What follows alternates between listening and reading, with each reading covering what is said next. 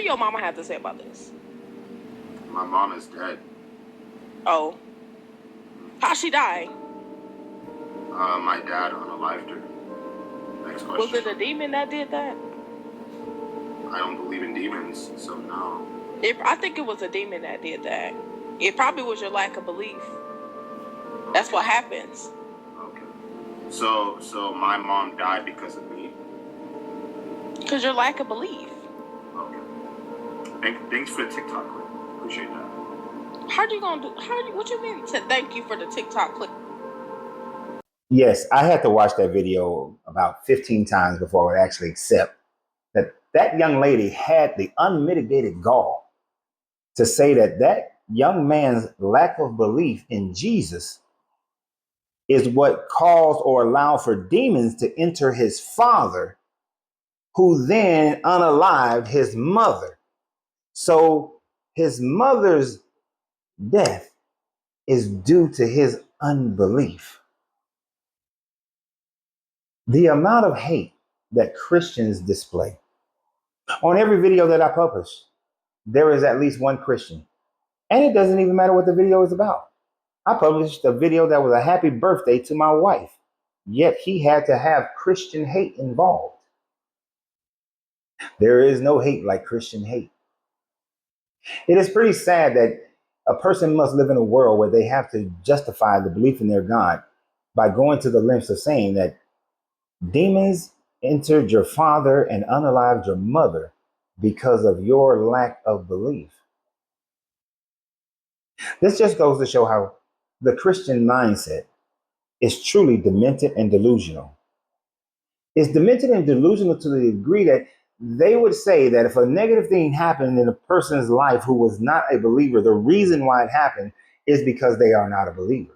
Now, if the same situation would have happened to a person who was a believer, then they would have said something like, God put you through the loss of your mom in the fashion by which you lost her so that you can have a testimony to God and his greatness of how he pulled you through that situation. And a further testimony will be that when your father finds Jesus in the prison, that when he come out of that prison, that he will preach and bring about the glory of the Lord. And maybe while he's in prison, he may bring about the glory of the Lord in prison. And that's why God allowed him to kill Kil, your mom, so that he can go into the prison, because that's where his work was.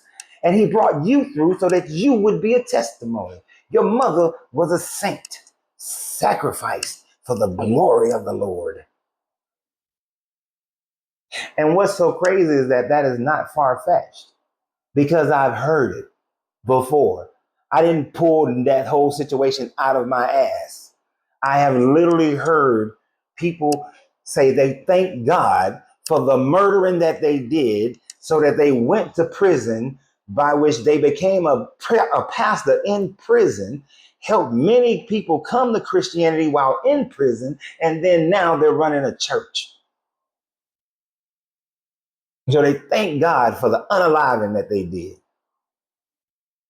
What about the people that he unalived? Was their life not valuable enough? Was it more important that somebody becomes a pastor than for that person to exist? Why couldn't that person have become the pastor and saved all those other people? Go into the church and to the prisons and have a prison ministry like so many do. There is a pathway for that to happen without unaliving someone.